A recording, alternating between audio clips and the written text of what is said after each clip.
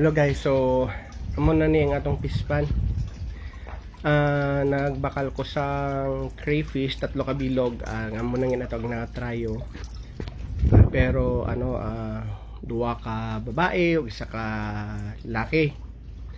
Tapos karon ang isa kay buntis naman na isa ka crayfish. So gibuhian ko karon sa mga isda. Ambot ano na mga isda ang iban dira kay mga kuan man kanang black molly kag white molly kag may ara nga lahi-lahi nga isda.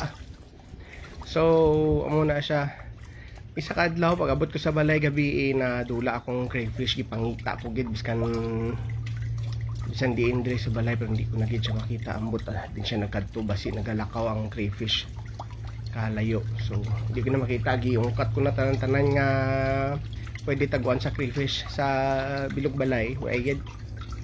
So amo na ang mga puti na nami na siya kay taas ang yang ikog kag taas ang yang tawag siya ng sirik ba.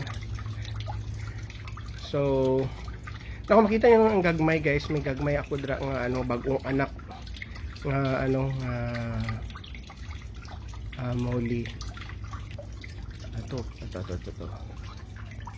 So mao ni gimuan ko sang waterfalls para double purpose, mag-create siya oxygen diri sa dalom